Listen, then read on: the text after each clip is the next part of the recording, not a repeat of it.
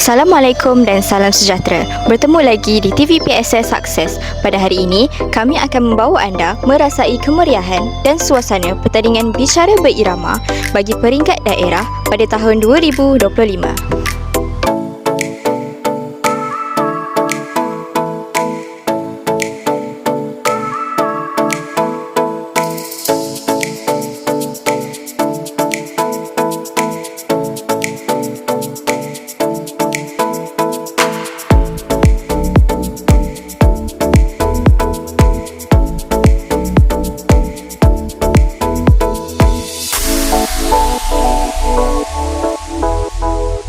Mari kita saksikan lontaran kata yang penuh bergaya, irama yang menyentuh rasa dan semangat juang yang membara dalam setiap pasukan yang menyertai pertandingan ini.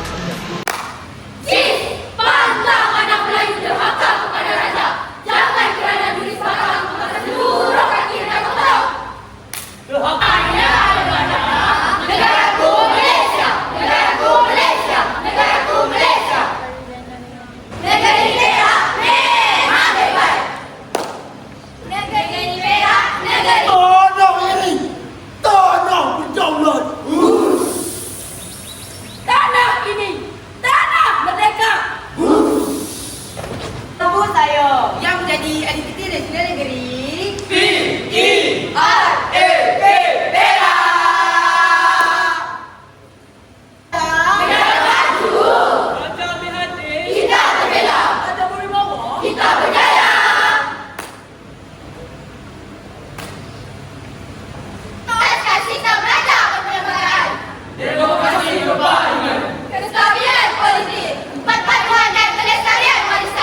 Kini saya berada dengan penerima anugerah konduktor terbaik bagi pertandingan bicara berirama.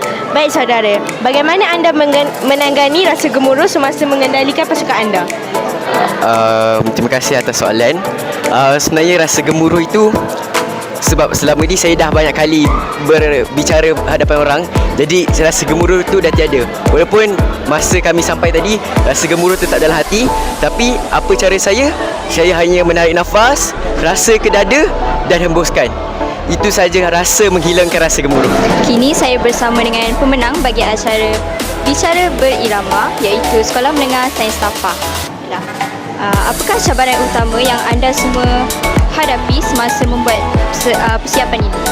Jadi sebelum itu saya terima kasih dulu.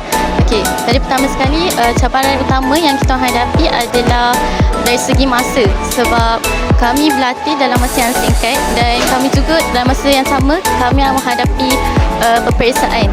Jadi kami ambil inisiatif pada waktu cuti yang lepas, kami buat Google Meet dan apabila kami naik pada sekolah, kami buat latihan daripada pagi sehingga malam. Kami berasa sangat gerah gembira sebab sebenarnya kami tak jangkakan pun kemenangan ni, sebab kami pun menjalani latihan yang sangat ringkas dan sangat pendek lah orang katakan. Apa pandangan cikgu tentang setiap persembahan dari setiap sekolah yang bertandingkan? Semua sekolah yang terlibat ada pro and con, ada kebaikan, ada kekurangan. Antara yang kelebihan mereka ialah mereka boleh menyampaikan dengan baik, dengan confident, dengan hebatlah. Dan dari segi skrip pula ada yang memasukkan unsur-unsur komsas, unsur sastra, tentunya pantun, syair, sajak dan nyanyian tradisional dan sebagainya lah. Dapat ada keseragaman dan patutnya kita untuk mendapat persembahan yang baik, bukan sahaja kita perlu ada penghayatan, keseragaman, dan juga kita perlu ada